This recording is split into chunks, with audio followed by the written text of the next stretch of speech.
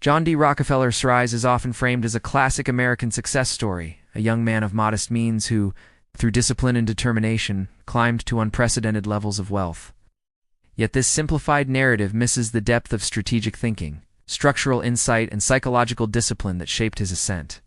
To understand the system you can never escape, as the video frames it, we must begin not with Standard Oil's expansion, but with the formative conditions that shaped Rockefeller's worldview: scarcity, instability, and a relentless pursuit of order.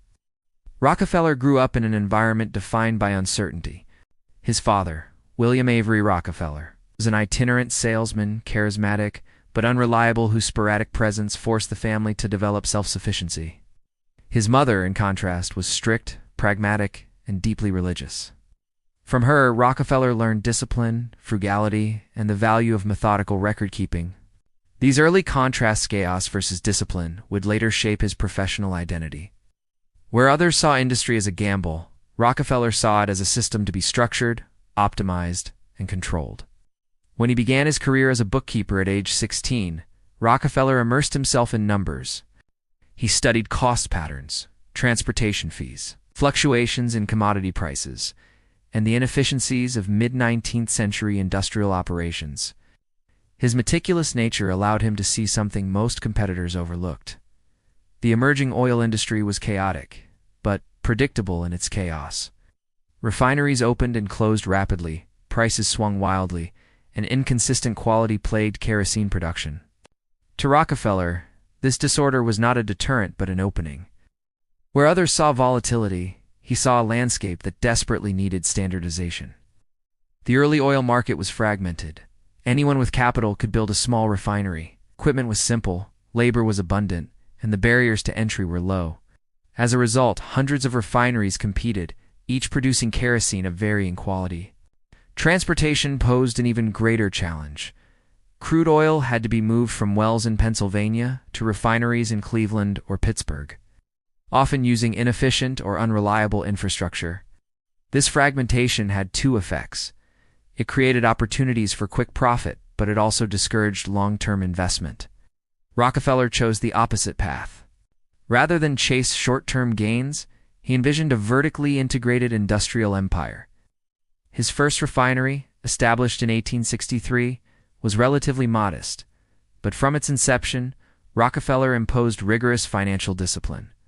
He tracked every expenditure, negotiated aggressively with suppliers, and reinvested profits into expansion. By the time Standard Oil was founded in 1870, Rockefeller had already distinguished himself as a businessman who viewed efficiency as a moral imperative. Waste was not just bad economics, it was bad ethics.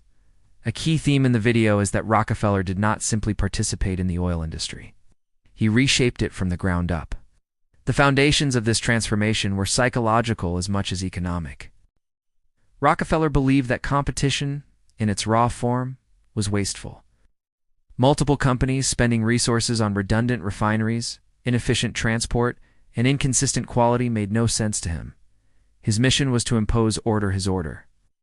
And this is where his genius and his ruthlessness fused into a single philosophy: the competitor must either join the system or be eliminated by it. But Rockefeller's long-term vision also required something few entrepreneurs of his time understood: trust and capital stability. The Civil War had just ended. Banking systems were fragile. Most industrialists pursued short-term returns because they couldn't rely on stable credit or predictable supply chains. Rockefeller responded by constructing his own ecosystem of stability.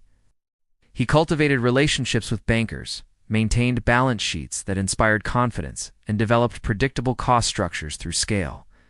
Long before Standard Oil became a monopoly, Rockefeller had already mastered the art of engineering financial reliability in an unreliable economy. His early strategy can be summarized in three principles: control volatility by building systems that minimize risk, eliminate uncertainty by securing long-term transportation and supply contracts, dominate through efficiency, not through brute force, but through superior operations. These principles would later evolve into the comprehensive system the video describes: an industrial machine so efficient, so deeply integrated, and so structurally embedded that escaping it economically or institutionally became nearly impossible. Another essential insight from the video is Rockefeller's philosophical commitment to scale. He believed that small refiners would always make emotional decisions in moments of crisis, reacting to market swings with panic or short-term thinking. Large-scale operations, by contrast, could withstand pressure, negotiate from strength, and dictate terms. Rockefeller sought not merely to be large, but to be inevitable. His early years were therefore defined by consolidation, buying out partners, reinvesting profits, and eliminating inefficiencies relentlessly. By the early 1870s, Rockefeller was no longer simply participating in the oil market, he was systematically restructuring it. What emerged from this early phase was not just a successful refinery or a promising company. It was the blueprint for a comprehensive industrial system, a set of principles that would define the next half-century of American corporate development. Wow. In sum, Rockefeller's origin story is not about luck or timing. It is about recognizing chaos as an opportunity, understanding structure as power, constructing an economic machine designed not just to win but to endure. The seeds of the system you can never escape were planted long before Standard Oil reached its peak. They were embedded in Rockefeller's psychology: discipline over spontaneity, structure over improvisation, and total control over partial influence. If Rockefeller's early years were defined by discipline and consolidation, the next phase of his rise was shaped by something far more ambitious: the construction of a fully integrated industrial ecosystem. This strategic evolution is one of the central themes in the video, the idea that Rockefeller did not just want to refine oil, he wanted to control every single process that touched oil from the ground to the lamp. The result was a system so tightly interconnected that no competitor could replicate it, and no stakeholder could escape it. Vertical integration is a modern business term, but Rockefeller was practicing it long before economists formalized the concept. At a time when most refineries relied on external suppliers and scattered infrastructure, Rockefeller began systematically absorbing or building the components of his supply chain. The logic was simple but revolutionary. Every external dependency was a potential risk. Every outsourced service inflated costs, introduced uncertainty, and reduced leverage. Rockefeller's genius lay in recognizing that owning each link of the chain was not simply about efficiency, was about strategic superiority. Consider the production of oil barrels. In the early days, most refiners purchased barrels at market price, exposing them to fluctuations in wood supply, labor shortages, or supplier monopolies. Rockefeller built his own cooperage factories, producing barrels at a fraction of the market rate. This saved money, but more importantly, it gave him pricing flexibility. In price wars with competitors, he could afford temporary losses because his internal costs were radically lower. Competitors reliant on external suppliers simply couldn't keep up. Transportation presented another opportunity for integration. Railroads were the lifeblood of the oil industry, but they were also unreliable and expensive. Rockefeller negotiated preferential shipping rates, leveraging his growing scale to secure deals unavailable to smaller refiners. Eventually, Standard Oil began acquiring its own tank cars, controlling more of the logistical chain. Later, as pipelines emerged, Rockefeller rapidly invested in them. Realizing that pipelines were not merely transport systems, they were strategic choke points. Whoever controlled the pipeline controlled the flow of oil itself. This shift from external dependency to internal control transformed Standard Oil from a traditional business into a self-sufficient industrial empire. Competitors were no longer competing with a single refinery, they were competing with an entire ecosystem engineered for efficiency, stability, and dominance. But vertical integration also served another crucial function: standardization. One of Rockefeller's core beliefs was that quality must be perfect and consistent. A world where kerosene quality varied dramatically, resulting in fires, explosions, and widespread distrust. Rockefeller saw standardization as both a moral obligation and a branding opportunity. By controlling the entire process, from refining to packaging to distribution, Standard Oil could guarantee uniformity. This consistency built public trust and reinforced the brand's dominance. There was also a psychological dimension to vertical integration. To Rockefeller, disorder was not merely inefficient, it was ethically unacceptable. Waste offended him. Inefficiency violated his belief in disciplined stewardship. Vertical integration allowed him to enforce order across the entire oil supply chain. Every process was measured, optimized, and governed by the same rigorous standards. This was not merely industrialization, it was industrial orchestration.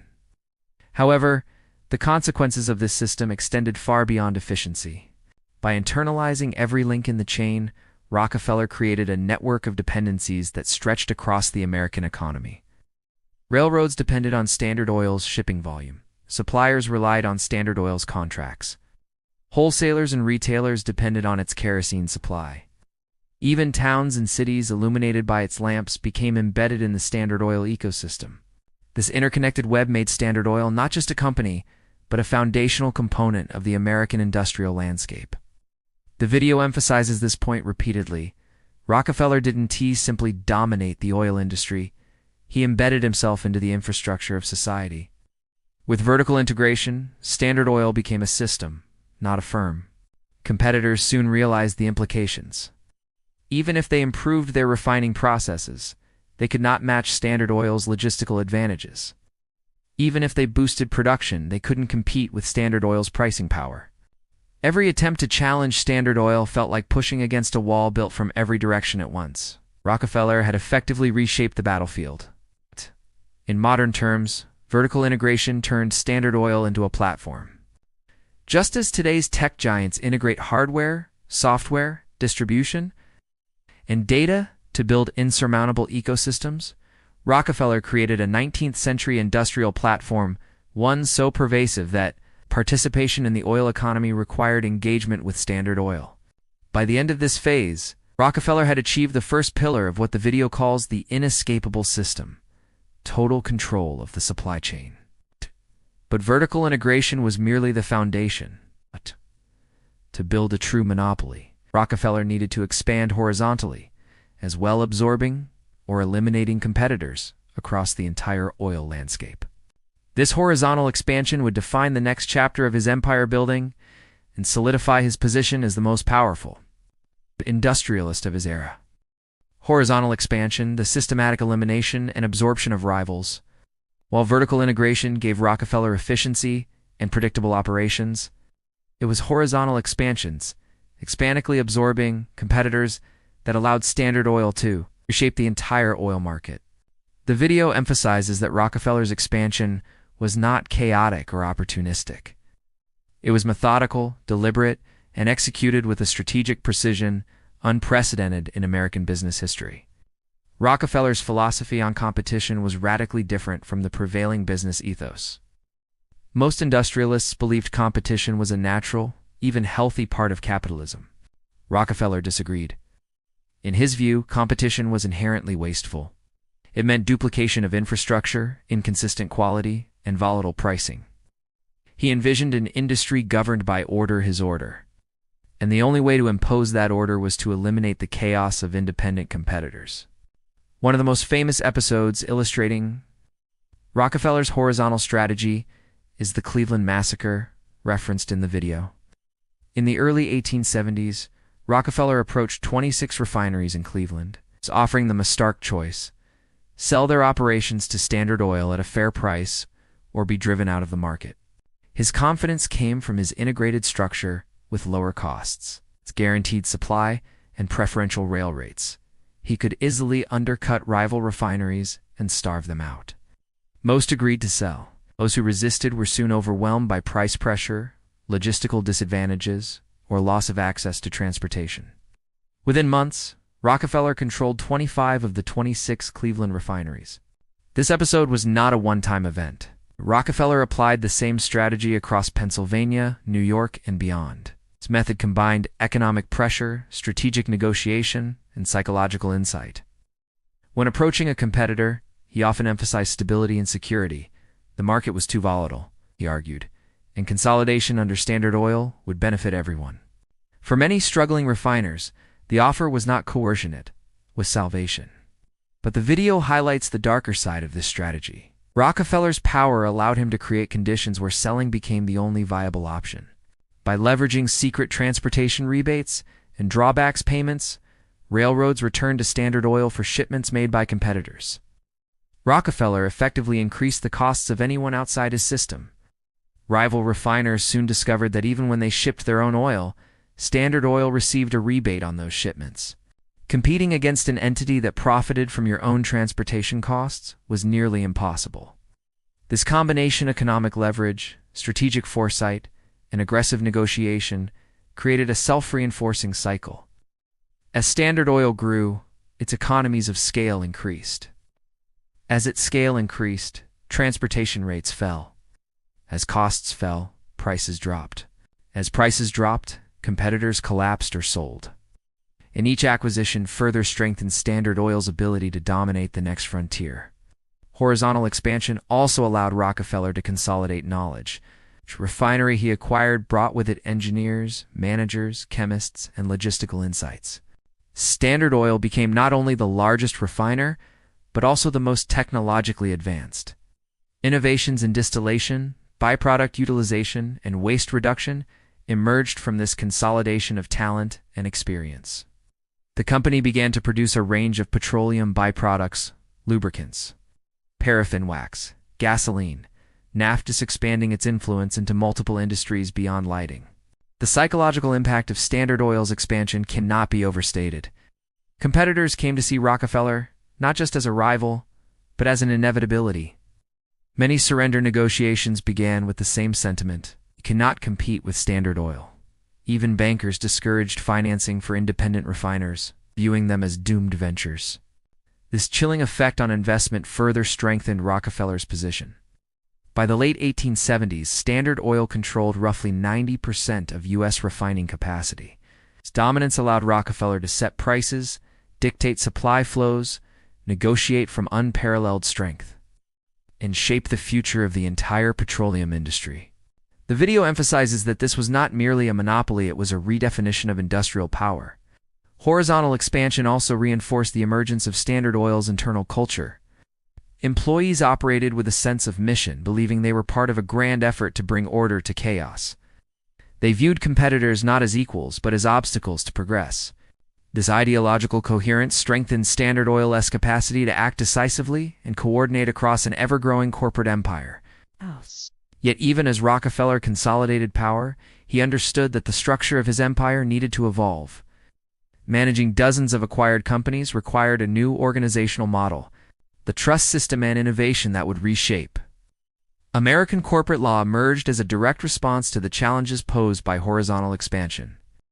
The corporate trust, a new architecture of industrial power by the early 1880s. Rockefeller had built an empire so vast that traditional corporate structures could no longer contain it. Managing dozens of interconnected companies, refineries, pipeline operators, transportation firms, storage facilities, sales offices required a level of centralized coordination that existing laws made difficult. The video stresses that Rockefeller's next innovation was not industrial, but organizational, the creation of the Standard Oil Trust in 1882. The trust was revolutionary because it allowed Rockefeller to centralize control while appearing to decentralize ownership. Dozens of companies were technically independent, but were governed collectively by a single board of trustees, of which Rockefeller held the leading position. Shareholders exchanged their stock for trust certificates, which entitled them to profits, but not control. Decision-making was concentrated in the hands of a few. This new structure solved several challenges at once. First, it provided unified strategic direction. Standard Oil could coordinate production, pricing, expansion, and logistics across all subsidiaries. Second, it eliminated internal competition. Without a trust, each company might pursue its own profits, undermining the collective strength. With the trust, the entire empire operated as a single organism. Third, it strengthened secrecy. Centralized decision-making behind closed doors allowed Rockefeller to act with greater agility and less scrutiny. The trust structure did more than organize Standard Oil, became the blueprint for modern conglomerates. Other industries, from steel to tobacco, soon adopted similar models. The video suggests that Rockefeller's trust was not just a business innovation, but a political and institutional paradigm shift. It blurred the line between decentralized ownership and centralized control. It allowed power to be concentrated without appearing overtly monopolistic. It created networks of influence that regulators struggled to understand, let alone dismantle. The trust also enhanced Standard Oil's capacity for long-term planning. Because decisions were centralized, the company could coordinate large-scale investments with precision. Pipelines were expanded strategically, refineries were upgraded, and infrastructure was optimized for maximum efficiency. Wow. The trust became a mechanism for industrial choreography. But this structure also insulated Rockefeller personally. As public hostility toward monopolies increased, Rockefeller gradually stepped back from day-to-day operations, delegating management to trusted executives. This created an illusion of distance. Standard Oil appeared to be a decentralized conglomerate run by many competent managers. While in reality the trust ensured that Rockefeller still pulled the strings, it was a masterstroke of strategic invisibility. Legal battles eventually targeted the trust structure, but Rockefeller responded by evolving it. After several states passed antitrust laws, Standard Oil reorganized again. Creating a holding company headquartered in New Jersey, this structure preserved centralized control while complying with the letter, not the spirit of new regulations. The video underscores that Rockefeller's innovations were always one step ahead of lawmakers, shaping the legal landscape as much as the industrial one. The trust also amplified Rockefeller's influence beyond business. Its success demonstrated the power of centralized governance, inspiring similar structures in finance, railroads, banking, and later technology. The video argues that the architecture of modern corporate capitalism, boards, holding structures, subsidiaries, cross-ownership traces its lineage to Rockefeller's trust. In this sense, the system he built extends far beyond oil. As Standard Oil's reach expanded, so did its societal influence. But Rockefeller's next move extended his power into realms far removed from industry education, health, science, and public policy. Influence through philanthropy, engineering society beyond the marketplace and the popular imagination. John D. Rockefeller is known not only as the world's first billionaire, but also as one of history's greatest philanthropists. His charitable foundations funded universities, medical research, public health initiatives, and scientific advancements. But the video argues that Rockefeller's philanthropy was not simply an expression of generosity. It was another mechanism of systemic influence. By the early 20th century, Rockefeller had accumulated unprecedented wealth. But wealth alone does not guarantee lasting power. Rockefeller understood that to influence society for generations, he needed to embed his values and priorities into institutions that would shape education, science, and public policy. His philanthropic initiatives became vehicles for this deeper form of structural influence. The Rockefeller Foundation, the Rockefeller Institute for Medical Research, and the University of Chicago were not simply charities. They were instruments of soft power. By funding scientific research, Rockefeller helped standardize medical education, shape public health infrastructure, and influence the development of modern professional institutions. As the video highlights, Rockefeller's philanthropic model created a template that future billionaires Carnegie, Ford, Gates would follow. Philanthropy also offered Rockefeller reputational insulation. As public hostility toward Standard Oil grew, philanthropy softened his image. Newspapers began portraying him as a benevolent elder statesman. Controversies over monopoly, predatory pricing, and corporate secrecy faded into the background as philanthropic achievements took center stage. Yet the deeper significance of Rockefeller's philanthropy lies in how it extended the logic of the Standard Oil system into society itself. Just as he integrated and standardized the oil industry, his foundations helped integrate and standardize major sectors of public life. Medical schools adopted standardized curricula. Scientific research followed centralized funding priorities. Public health campaigns reflected the methodologies and values developed by Rockefeller-funded institutions. The video frames this as a continuation of Rockefeller's pursuit of order. Where the oil industry had been chaotic, he imposed structure. Where education or public health were fragmented, his foundations promoted standardization, efficiency, and centralized coordination. This alignment between industrial and philanthropic strategy reveals a consistent worldview. Progress requires system building, and systems require central leadership. However, the influence of Rockefeller's philanthropy sparked debate. Critics argued that private wealth should not dictate public priorities. Supporters countered that without Rockefeller's funding, many scientific and educational breakthroughs would have been impossible. The tension between private influence and public good mirrors the controversies surrounding Standard Oil itself. By the time Rockefeller retreated from public life, he had achieved something extraordinary. His influence extended not only across markets but across institutions that shaped the very fabric of society. The video suggests that this institutional legacy is perhaps the most enduring aspect of the system you can never escape. It is not simply an economic system. It is a cultural, educational, and scientific one. The breakup and beyond, how Rockefeller's system survived its own destruction.